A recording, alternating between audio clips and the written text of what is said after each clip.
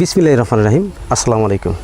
এই মুহূর্তে যে যেখান থেকে বসে আমার এই অনুষ্ঠান প্রতিনিয়ত দেখে থাকেন কৃষি কথা ইউটিউব চ্যানেল থেকে তাদেরকে জানাই আন্তরিক শুভেচ্ছা, অভিনন্দন। শুরু করছি আজকের প্রতিবেদন, সঙ্গে আছে আমি ইরশাদ হোসাইন। প্রিয় দর্শক, আজ আমি আসছি সেই ধাওয়াপাড়া ঘাট, সেটা অবস্থিত রাজবাড়ী জেলার মধ্যে। এখানে এক ভাই তুষ এবং হারিকেন পদ্ধতির মাধ্যমে বাচ্চা উৎপাদন করে থাকেন।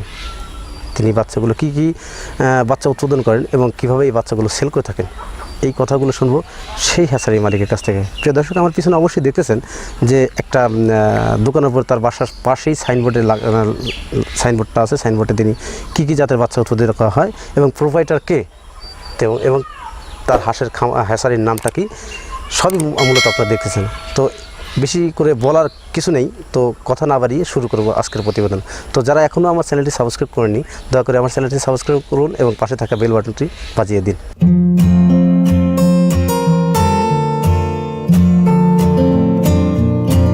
আসসালামু আলাইকুম ভাই। ওয়ালাইকুম আসসালাম। ভালো আছেন ভাই? আপনার নাম কি? আমার নাম হচ্ছে তুষার চৌধুরী। তুষার চৌধুরী। এটা কোথায়, এই আপনার বাসাটা কোন গ্রামের বা কোন জেলার? রাজবাড়ী সদর, রাজবাড়ী ধাওয়াপাড়া ঘাট, পশ্চিম দিকে তুরানের মোড় রাজবাড়ী। তুরানের মোড় রাজবাড়ী আর কি। এটা রাজবাড়ী। এটা আপনি ঢাকার ওদিক থেকে আসতে কতটুকু, কোন সাইড দিয়ে আসলে বেশি ভালো হয়? এটা হচ্ছিল ঢাকার থেকে আপনার পাটুরি ঘাট আসতে হয়, পাটুরি ঘাট থেকে দৌলতদিঘাট, দৌলতদিঘাট থেকে সরাসরি এখানে আসছে। আপনি এখানে আসতে মূলত ঢাকা থেকে দৌলতদিঘাট বা পাটুরি থেকে এদিকে আসতে হয়, তাছাড়াও অন্যান্য সাইড দিকে আসা যায় কিনা? আসা যায়, কিন্তু ওটাই সবচেয়ে থেকে এটাই ইজি হয়। যদি আপনার এদিকে পাবনা, মানে উত্তরবঙ্গে পাবনা সাইড থেকে বা অন্যান্য সাইড থেকে, পাবনা সাইড থেকে আসলে হলে আপনার নাজিরগঞ্জ ঘাট থেকে ধাওয়াপাড়া ঘাটে আসতে হয়। ঘাট পাড়েই তো আমাদের বাসা। ঘাট পাড়েই আপনাদের বাসা? হ্যাঁ, ঠিক বুঝতে পারছি। প্রিয় দর্শক, তার যোগাযোগ যে স্থানটা সেটা হচ্ছে ধাওয়াপাড়া ঘাট। সেটা অবস্থিত, আপনি যদি ঢাকার কোনো গ্রাহক বাচ্চা নেবেন, তারা যদি আসেন, তারা ঢাকা পাটুরিয়া দৌলতদিয়া থেকে এদিকে আসতে পারেন। এদিকে পাবনা থেকে ওদিকতে আসলে অবশ্যই আপনি নাজিরগঞ্জ থেকে আপনি সোজাসুজি ট্রলারেই মনে আসতে পারেন। যশোর, বরিশাল বা অন্যান্য সাইডে অনেক দূর দূরান্ত থেকে যারা বাচ্চা সংগ্রহ করতে আসবে আপনার কাছ থেকে, তারা কোন সাইড দিয়ে আসলে বেশি ভালো হয়? মূলত এখন অনলাইনের ব্যবসা, আর সবাই বেশিরভাগ ফোনে ইউজ করে। আর আমাদের বাচ্চাগুলো হচ্ছে আপনার বেশিরভাগ ফোনেই অর্ডার হয়, বিকাশের মাধ্যমে টাকা আসে, আর হচ্ছে বাচ্চাগুলো আমরা পৌঁছা দিই। জি। আপনি ওই ফার্মের বয়সটা কতদিন? 2 বছর। 2 বছর আর কি। আপনি কি জাতের বাচ্চা উৎপাদন করেন এবং কীভাবে সেল করেন? মূলত আমাদের বাংলাদেশে খাকি ক্যাম্বেল যে জাতটা হচ্ছে না, এটাই বেশি চলে। হ্যাঁ। আর বেলজিয়ান জাত আছে, ওটা আপনার চলে, বাচ্চার রেটটা একটু বেশি, এই জন্য মানুষ কম নেয়। বেজিং হাঁসটা কী জন্য করে থাকে খামারিরা? শুধু মাংসের জন্য।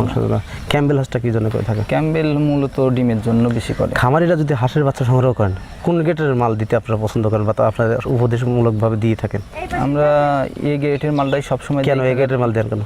এই কারণেই যে এই গেটের মালটা দেয়, এই কারণে যে অল্প কিছুদিনের মধ্যেই খামারি ডিম পায়। দ্বিতীয়তে আপনার যেহেতু খামার করবে, তার আর মূলত আমরা যারা খামারি বেশিরভাগ গরিব মানুষই এটা করি, যাতে কেউ লোকসানের মাধ্যমে না পড়ে, যাতে কারো লস না হয়, যাতে অল্প পুঁজিতেই আপনার ভালো পায়, বেনিফিট পায়, মানে যাতে স্বাবলম্বী হতে পারে, সবসময় এই গেটের মালটা দেই। আর বাদ বাকি যে মালটা হচ্ছে সেগুলো তো হকারের কাছে দিয়ে থাকি। খামারে দেন না? না, খামারের জন্য হকারের কাছে দিয়ে থাকি। সেটা ওই 10টা গ্রাম দিয়ে তারা সেল করে। এই গেটের খাকি ক্যামেল বাচ্চাগুলো পার পিস কত টাকা করে নেন আপনি? পার পিস এখন তো ধরেন 30 টাকা থেকে 40 টাকা পর্যন্ত। 40 টাকা পর্যন্ত হয়। এটা কি আরো ওঠানামা করে আর কি? হ্যাঁ, বাজার আপ ডাউন, ডিমের সাথে কানেকশন। আপনি কোন পদ্ধতির বাচ্চা উৎপাদন করেন? তুষ পদ্ধতি। তুষ এবং হারিকেন পদ্ধতি আর কি। ইনকিউবেটর সাইডে তুষ পদ্ধতি বাচ্চা ভালো না কতটুকু সামঞ্জস্য? ইনকিউবেটর হচ্ছে আপনি তুষ পদ্ধতি বাচ্চার আপনি প্রতিরোধ ক্ষমতা বেশি থাকে, থাকে আর এটা মরে কম আর কি, বাচ্চা কাটে কম। আর দ্বিতীয়তে আমরা সব সময় চাই যে আমাদের বাংলাদেশে যেরকম, মানে খুব দরিদ্র দেশও বললে ভুল হবে, আবার দরিদ্র দেশ ওই হিসেবে আমরা যারা বেকার যুবক আছি, যারা আছি, তারা দেখা গেল যে আপনার 1000 বাচ্চা নিল, এই গেটের বাচ্চা 1000 বাচ্চা নিয়ে দেখা গেল যে সামথিং 1 মাস ওকে ফিট খাওয়ায়া, আর বিস্তারিত ওষুধ কিভাবে কি করতে হয় না করতে হয়, আমরা বিস্তারিত তথ্য তাকে দিয়ে দেন আর কি। আপনারা যখন বাচ্চা আপনাদের কাছে যখন খামারের মালিকরা বাচ্চা সংগ্রহ করে থাকে, এটা আপনাদের উপর বিশ্বাসে নিয়ে থাকে, তাই নাকি? তো এই যে খামার করতে গেলে কতগুলো বাধা আসে তো বাচ্চা বোর্ডিং থেকে শুরু করে বড় হাঁস পর্যন্ত কতগুলো ট্রিটমেন্ট আছে, এগুলো আপনার ট্রিটমেন্টটা কীভাবে দিয়ে থাকেন? এটা হচ্ছিল আমাদের জেলার ভিতর যদি কেউ করে তাহলে আমরা সরাসরি সেই জায়গায় ঠিক আছে, সেইখানে সেই জায়গায় বোর্ডিং থেকে শুরু করে বিস্তারিত আমরা দিয়ে থাকি এরকম সেবা।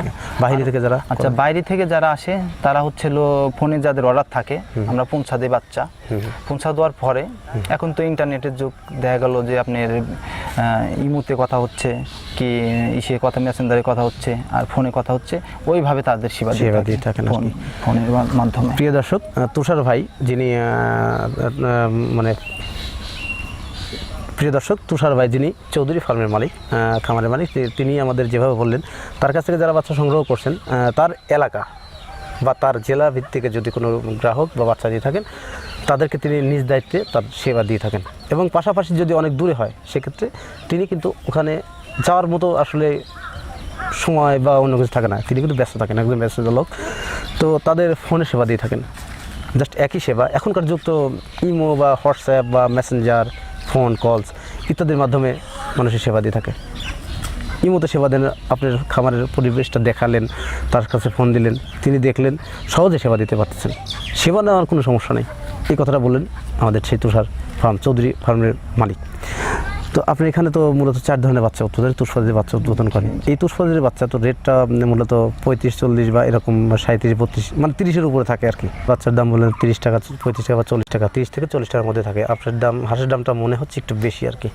বেশি হচ্ছে এই কারণেই আমার নিজস্ব খামার থেকে আমি ডিম উৎপাদন করি, সেটা আমি হ্যাচিংয়ে ঢালি। আর দ্বিতীয়তে আমার কাছ থেকে যারা বাচ্চা নেবে তারা অরিজিনাল বাচ্চা নেবে, আমি বাইরের থেকে ডিম সংগ্রহ করি না। দেখা গেলো অজালে বাইরের থেকে ডিম সংগ্রহ করলাম, সেইগুলা খামারের হাতে তুলে দিলাম, খামারে তার বুঝলো না, বুঝতে পারছি। সেই কারণে আমি মূলত একটু বেশি রেট নেই, কিন্তু জিনিসটা ভালো।